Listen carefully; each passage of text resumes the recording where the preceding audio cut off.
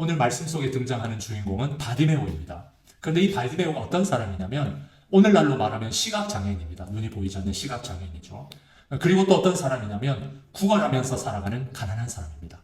그러니까 바디메오는 시각장애인이었고 구걸하며 살아가는 가난한 사람, 이렇게 여러분들이 이해하시면 될 겁니다. 근데 오늘 본문을 보면 이런 사람이, 이런 바디메오가 희망의 인생으로 바뀌어진 것을 보게 됩니다.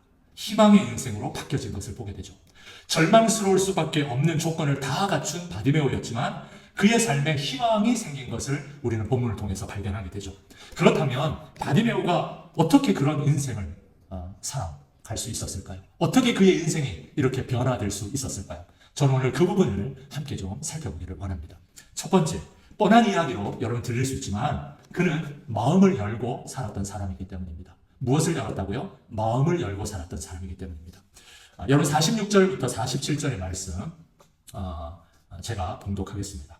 그들이 여리고에 이르렀더니 예수께서 제자들과 허다한 무리와 함께 여리고에서 나가실 때에 디메오의 아들인 맹인거지 바디메오가 길가에 앉았다가 나사렛 예수시란 말을 듣고 소리질러 이르되 다윗의 자손 예수여 나를 불쌍히 여기소서 하거늘. 아멘. 먼저 우리는 이 바디메오가 어떤 사람이었는지를 생각해 볼 필요가 있습니다. 그는 오늘날의 시각장애인이라고 말했습니다. 그리고 거린으로 구걸하면서 하루하루를 살아가는 가난한 사람이었습니다. 여러분, 이와 같은 상황, 이와 같은 조건, 이와 같은 환경이 그에게 어떤 영향을 주었을까요? 아마 심리적으로 굉장히 불안하게 살았던 사람일 겁니다. 그리고 영적으로도 어땠을까요? 굉장히 눌려서 살았던 사람이라는 겁니다. 그렇다면 왜 그는 이런 어려움에 처하게 되어졌을까요? 51절 말씀을 보면 우리에게 그 이유를 설명해 주고 있습니다. 51절에 보면 예수께서 말씀하여 이르시되 내게 무엇을 하여 주기를 원하느냐? 맹인이 이르되 선생님이여 보기를 원하나이다. 보기를 원하나이다. 이게 무슨 뜻입니까? 이 말은 이 바디메오가 태어날 때부터 시각장애인이 아니라 중도 시각장애인, 그러니까 나중에 눈이 멀게 되었다라는 것을 말하는 겁니다. 처음부터 실명한 사람이 아니라는 겁니다. 이후에 시력을 잃어서 장애를 가진 사람이었다는 겁니다. 이것을 어떻게 알 수 있냐면 오늘 본문에 보기를 원하나이다 라고 하는 이 헬라어가 아나블레포라는 말인데 다시 본다, 다시 보게 해주십시오 라는 뜻입니다. 그러니까 이전에 보았는데 어떠한 사건 때문에 그가 시력을 잃어버리고 지금은 보지 못하는데 내가 이전처럼 다시 보기를 원합니다 라고 그렇게 지금 이야기하고 있는 거죠. 그래서 영어 성경에도 이 구절을 Let me see again 이라고 그렇게 표현을 하고 있는 겁니다. 그렇기 때문에 바디메오는 중도 시각장애인이었다는 거죠. 여러분 한번 생각해 보십시오. 처음부터 시각장애인으로 태어난 것도 굉장히 힘든 삶이었을 겁니다. 그런데 후천적으로 시각장애인이 되어서 생활하는 것은 어떨까요? 더 힘들었을 겁니다. 그런데 그가 정말 힘든 것은 이것만이 아니었습니다. 우리가 성경 말씀을 보면 초대교회 성도들에게 이런 논쟁이 있었죠. 이런 장애인들의 삶을 보면서 어떤 논쟁이 있었습니다. 태어나면서부터 장애를 가진 사람은 누구의 죄 때문인가? 라는 논쟁이 항상 있었죠. 자신의 죄 때문인가? 아니면 부모의 죄 때문인가? 하는 의견들이 초대교회에 분분했습니다. 그런데 바디메오처럼 후천적으로 시각장애인이 된 사람들은요, 그 장애의 원인을 어떻게 인식을 했냐면 100% 자신의 죄 때문이라고 생각하는 것이 그 당시 사람들의 생각이었습니다. 그러니까 후천적으로 시각장애인이 된 것도 엄청난 질병인데 사람들로부터 명확하게 죄인으로 낙인 찍혀서 살아가는 그 고통, 얼마나 큰 장애고 고통이었겠습니까? 그리고 이 바디메오의 또 아픔은요, 이것만이 아니었습니다. 또 한 가지 아픔이 있었는데 그 아픔이 무엇이었냐면 가난이었습니다. 가난. 우리는 이 사실을 어떻게 알 수 있냐면 46절을 한번 보십시오. 46절에 보면 그가 어디에 살고 있다고 나와 있습니까? 여리고에 살고 있다고 나와 있죠. 여리고는 어떤 도시냐면요, 레위인과 제사장의 도시입니다. 레위인과 제사장의 도시. 여러분, 대제사장이 상주하는 곳은 어디였습니까? 대제사장은 성전이 있는 예루살렘에 상주하고 있었습니다. 그런데 일반 제사장들과 레위인들은요, 예루살렘에 거주하지 않았습니다. 특정 기간이 되면 예루살렘에 올라가서 직분을 감당하고 다시 여리고로 내려와서 살았던 사람들이 일반 제사장들과 레위인입니다. 그런데 오늘 본문을 보면 바디메오의 아버지 이름을 뭐라고 기록하고 있습니까? 디메오라고 그렇게 기록한 것을 볼 수 있습니다. 이것은 무슨 뜻이냐면 그가 여리고에 사는 떠돌이의 가문이 아니라 어느 가문의 사람이라는 것을 나타내는 거죠. 왜냐하면 이름을 사용하고 있기 때문인 겁니다. 그렇다면 여리고에 사는 어떤 가문의 집안이라고 한다면 바디메오가 어떤 사람의 아들일 확률이 높다는 겁니까? 바로 제사장과 레위인의 아들일 확률이 높다는 뜻이 되는 겁니다. 그러니까 이 말은 제사장이나 성전에서 일하는 레위인이 신체가 온전치 못해서 그것도 눈을 다쳐서 그 일을 감당하지 못하게 되었다라는 것을 뜻하는 것입니다. 그러니까 얼마나 충격과 좌절이 컸겠습니까? 하나님의 일을 해야 되는데 그렇지 못하였고 또 생활고로 인하여서 거리에서 구걸하면서 거지 인생으로 살아가야 하는 그 지역적인 아픔이 바로 이 바디메오에게 있었다는 것입니다. 그렇습니다. 바디메오의 환경은요, 이처럼 심적으로 영적으로 장애를 모두 갖고 있었습니다. 삶의 희망을 발견하기 어려운 그러한 환경이었습니다. 그런데 이런 그가 다른 사람들과 좀 다른 모습이 있었습니다. 그것이 무엇이었냐면 그의 마음은 이런 삶의 환경과 이런 장애가 그의 마음을 주관하지 못하고 있었다는 겁니다. 그의 마음까지는 장애를 주지 못했다는 거죠. 그 이유가 무엇이었을까요? 바로 그가 평상시에 메시아에 대한 이야기를 늘 듣고 살았기 때문입니다. 그래서 자신이 처한 상황에서 늘 마음 한구석에 어떤 마음이 있었냐면 메시아를 만나면 나의 이런 삶에 새로운 희망이 생길 것이다 라는 그 마음을 버리지 않고 살았다는 거죠. 그렇습니다. 절망의 시간을 보내고 있던 바디메오에게 희망의 소식이 들려진 이유가 무엇이었습니까? 메시아에 대한 희망을 놓치지 않고 살았기 때문입니다. 여러분, 절망의 시간에 어떤 사람들은요, 자포자기하면서 살아가는 사람들이 있습니다. 어차피 끝난 인생이라고 말하면서 될 대로 되라는 식으로 살아가는 사람들이 있습니다. 하나님은 전혀 생각하지 않고 도리어 하나님을 원망하며 살아가는 사람들이 있습니다. 그러나 바디메오는 어떠했다는 것입니까? 그렇게 살지 않았다는 겁니다. 왜 그렇습니까? 바로 메시아에 대한, 바로 예수님에 대한 이 마음을 항상 열고 있었기 때문이죠. 메시아는 나를 돌보시는 분이다. 나를 회복시키시고 고치시는 분이다. 절망과 가난에서도 버틸 수 있는 힘을 주시는 분이다. 할렐루야. 그 마음을 늘 갖고 있었기 때문입니다. 이 마음이 그의 삶에 어떤 변화를 가져다주는 사건이 되었다는 거죠. 그러므로 사랑하는 성도 여러분, 마음을 열고 있다는 것, 마음이 열려 있다는 것 굉장히 중요한 것입니다. 이것은 세상의 삶뿐만이 아닙니다. 영적인 삶에서도 마음이 닫혀진 사람들과 마음이 열려진 사람들은 굉장히 큰 차이를 발견하게 되는 겁니다. 여러분, 마음을 닫으면요, 그 사람에게는 어떤 변화도 일어나기 힘든 것입니다. 그러므로 사랑하는 성도 여러분, 우리는 어떤 절망의 순간에, 어떤 절망의 환경에서도요, 마음을 닫지 않도록 주님 마음을 열 수 있도록 메시아에 대한, 예수님에 대한 그 마음이 어떤 상황 가운데서도 닫혀지지 않도록 여러분 그렇게 기도하는 성도들이 되기를 주님의 이름으로 축원합니다. 바로 바디메오가 그 열려진 마음으로 인하여 예수님을 만나게 되었다는 겁니다. 두 번째, 바디메오는 어떻게 그런 삶을, 절망에서 어떻게 희망적인 삶을 살 수 있었을까요? 두 번째는요, 바로 바디메오 인생에 주님이 찾아오셨기 때문입니다. 여러분, 49절의 말씀 우리 같이 한번 살펴보겠습니다. 49절, 우리 같이 한번 49절 읽겠습니다.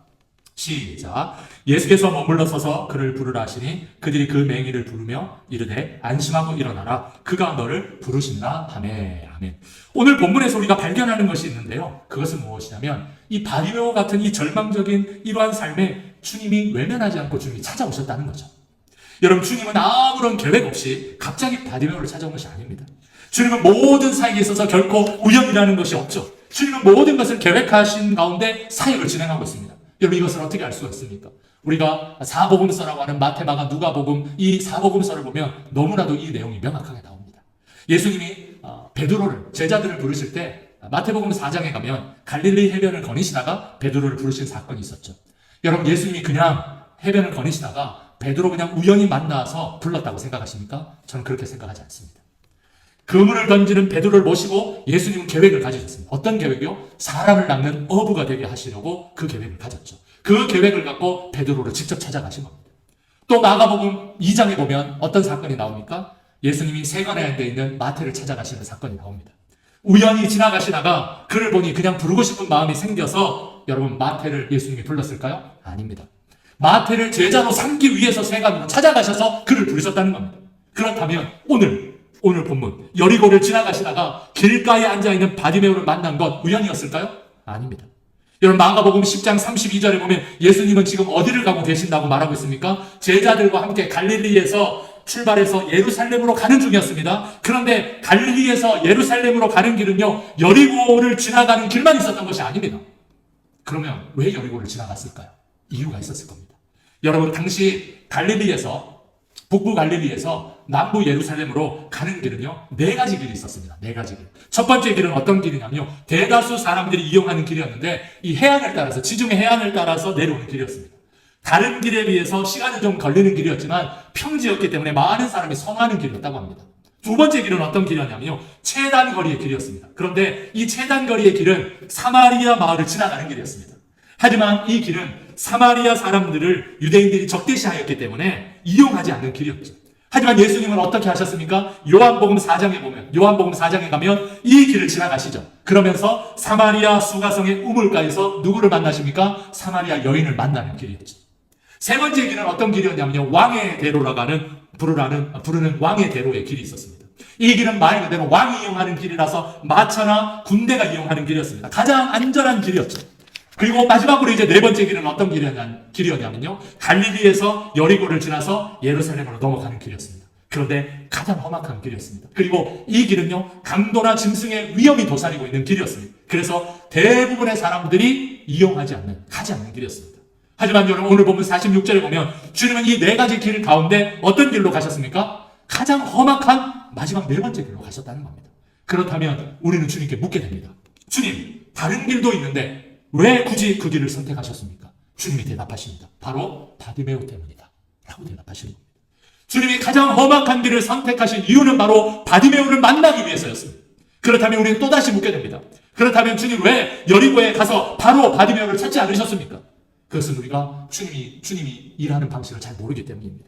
여러분, 주님은 제자를 부르실 때, 사람을 부르실 때 그들의 삶의 자리를 찾아가셔서 부르십니다. 여러분, 베드로를 부를 때 어디서 불렀습니까? 그물을 기는 현장으로 찾아가셔서 부르셨죠. 마태를 부르실 때도 어디서 불렀습니까? 바로 세간의 현장으로 가셔서 부르셨습니다. 그래서 바디메오를 만나실 때도 그가 있는 현장으로 찾아가신 거죠. 바디메오 현장은 어디였습니까? 바로 구걸하고 있는 길가였다라는 겁니다. 그렇습니다. 바디메오가 희망을 발견하게 된 이유가 무엇입니까? 심적, 영적으로 장애를 앓고 있으면서 가난을 경험하고 있던 그에게 희망을 가질 수 있었던 비결이 무엇입니까? 그것은 바로요, 예수님께서 길가에서 구걸하고 있는 그를 찾아가셨기 때문인 것입니다. 여러분, 우리는요, 바디메오와 같은 그 절망적인 그 상황 속에서는요, 희망을 발견하기가 굉장히 어렵습니다. 이런 상황 속에서 대부분의 사람들이 갖는 것은 무엇입니까? 낙심하는 겁니다. 분노하는 겁니다. 원망하는 겁니다. 짜증내는 겁니다. 그래서 소망을 갖기 참 힘든 상황입니다. 그러나 우리 주님께서 절망 가운데, 낙심 가운데 찾아오신다면 어떻게 되겠습니까? 희망을 가질 수 있다는 겁니다. 소망을 가질 수 있다는 겁니다. 바디메오가 어떻게 소망을 가질 수 있었습니까? 주님이 그에게 찾아오셨기 때문이라는 겁니다. 그렇습니다. 시각장애인이고 가난한 바디메오에게 주님이 찾아오셨기 때문에 그 절망적인 상황 속에서도 바디메오는 희망을 가질 수 있었습니다. 그러므로 우리가 희망을 가질 수 있는 방법은 무엇입니까? 주님이 내 인생 가운데 찾아오셔야 한다는 겁니다. 그렇다면 어떻게 그 주님을 내 인생 가운데 찾아오시게 할 수 있을까요? 우리가 할 수 있는 방법은요, 한 가지밖에 없습니다. 그 방법이 무엇입니까? 마음을 열고 도움과 초청의 기도를 항상 하나님께 하는 것입니다. 주님, 내 인생 가운데 찾아오셔서 희망을 갖게 해주십시오. 절망하지 않게 해주십시오. 영적으로 눈을 열게 해주십시오. 그렇게 주님의 도움을 구하는 것입니다. 그럴 때 우리도 바디메오처럼 절망의 환경 속에서도 희망을 갖고 살아갈 수 있는 것입니다. 저는 우리 인생에도 이런 희망이 생기기를 주님의 이름으로 축원합니다. 그래서 절망적인 환경 속에서도 희망을 잃어버리지 않고 그렇게 살아가는 인생이 되기를 주님의 이름으로 축원합니다. 우리에게 절망이 찾아올 수가 있습니다. 우리에게 낙심하는 상황이 찾아올 수 있습니다. 그러나 우리가 희망을 잃어버리지 않고 살아갈 수 있는 비결은 무엇입니까? 바로 주님이 내 인생 가운데 찾아오시는 겁니다. 그럴 때 우리는 희망을 잃어버리지 않고 살아갈 수가 있고 소망을 가지고 살아갈 수 있는 인생이 되는 것입니다. 저는 우리가 이번 한 주간 주님이 내 인생 가운데 찾아오셔서 우리에게 소망을 갖고 우리에게 소망을 주셔서 우리 인생이 정말 절망스럽지 않고 소망을 갖고 살아가는 우리 모두가 되기를 주님의 이름으로 축원합니다. 아멘. 끝으로 바디메오가 어떻게 희망적인 삶을 살았을까요? 끝으로는요, 주님만 의지하겠다는 결단이 있었기 때문입니다. 여러분, 50절의 말씀 우리 같이 한번 합독하겠습니다. 50절입니다. 시작. 맹인이 겉옷을 내버리고 뛰어 일어나 예수께 나오거늘. 아멘. 우리가 마지막 이 본문에서 주목해야 할 것은 무엇이냐면요, 겉옷을 내버리고 라는 그런 구절입니다.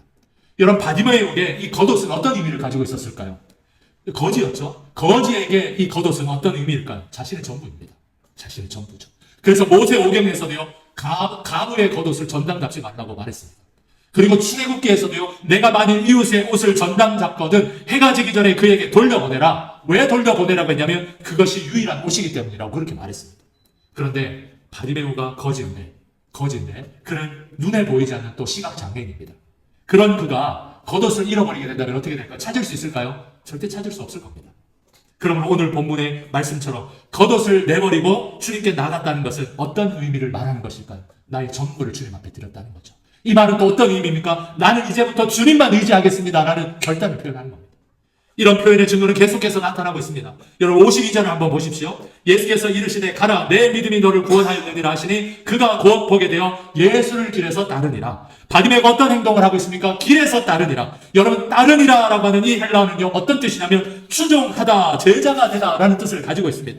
이 단어는요 마태복음 4장에서 베드로가 그물을 버려두고 예수를 따르니라 라고 할 때 사용한 단어입니다. 또 마가복음 2장에서 이 세간에 앉아있는 마태를 보시고 예수님께서 나를 따르라고 하실 때 그가 일어나 따랐다 라고 할 때 또 똑같이 사용된 단어입니다. 그렇다면 바디메오가 길에서 예수님을 따랐다는 것은 무엇을 뜻하는 겁니까? 베드로와 또 마태와 동일하게 바디메오가 뭐가 되었다는 겁니까? 주님의 제자가 되었다는 겁니다. 그렇습니다. 바디메오는요 절망의 시간에 나는 주님만 의지하겠습니다 하는 결단을 하였습니다. 그리고 주님 이외에 나머지 것은 중요하게 생각하지 않았습니다.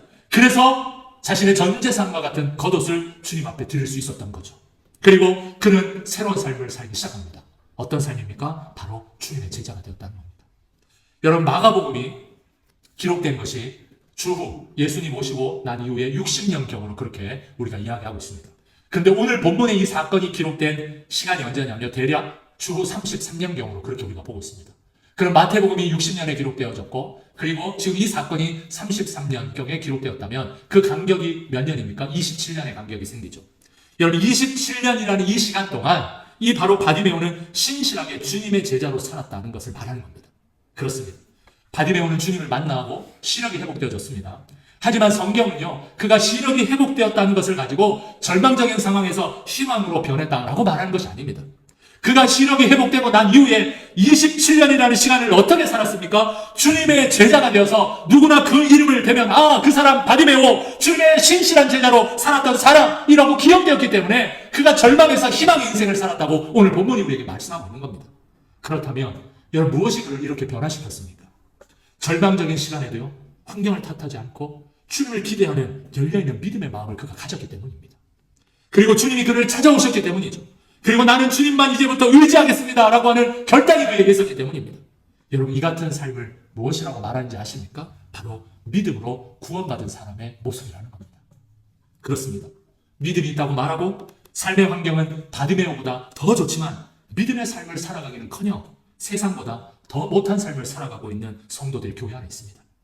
여러분 소돔과 고모라 성이 왜 멸망당했습니까? 의인 5명을 찾을 수 없어서 멸망당했습니다. 50명을 찾았지만 점점 더 내려가서 5명까지 조건을 달게 되었는데 그 의인 5명이 없어서 소돔과 고모라 성이 멸망당했습니다. 저는 그것을 보면서 이런 생각을 했습니다. 우리가 생각하는 것보다 교회 안에 더 믿음의 사람이 없을 수도 있겠구나 하는 생각을 저는 하게 되어졌습니다. 왜냐하면 믿음이 있다고 말하지만 어떻게 저렇게 살 수 있을까? 믿음이 있다고 말하는데 어떻게 저런 행동을 할 수 있을까? 믿음이 있다고 말을 하는데 어떻게 저런 말을 내뱉을 수 있을까? 하는 사람들이 더 많아지고 있기 때문입니다. 그러므로 오늘 말씀은요, 교회를 향하여서 믿음이 무엇인지, 교회를 향하여서 제자가 되어서 살아간다는 것은 어떤 모습인지 우리에게 가르쳐주고 있는 본문입니다. 저는 오늘 이 말씀을 단순히 질병을 고침받는 한 사건으로 생각하지 않으셨으면 좋겠습니다. 무엇이 이 바디메오의 인생을 변화시켰는지, 무엇이 그를 구원받은 사람으로 부르게 될 수 있었는지 그 메시지를 생각하는 말씀이 되기를 원합니다. 그리고 이 말씀을 통하여서 내 자신의 신앙을 돌아보는 말씀이 되기를 원합니다. 믿음의 사람으로, 제자의 삶으로 내가 바르게 살아가고 있는지, 만약 그렇지 못한다면 오늘 이 말씀을 통하여서 내가 바디메오보다 삶의 환경은 더 좋은데 바디메오보다 더 못한 믿음은 아닌지 그렇게 나를 돌아보는 말씀이 되면 좋겠습니다. 그래서 자신의 신앙을 돌아보고 이번 한 주간 믿음의 사람으로 제자의 삶으로 바르게 살아가려고 노력하는 한 주가 되면 좋겠습니다.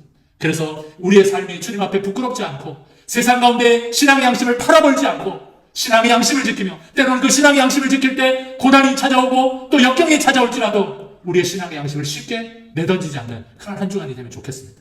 그래서 이번 한 주간 우리가 주님의 제자로 믿음의 사람으로 바르게 살아가려고 애쓰고 노력하는 그런 한 주간이 되셔서 하나님을 기쁘시게 하는 우리 모두의 신앙의 삶이 되기를 주님의 이름으로 축원합니다. 아멘. 기도하겠습니다.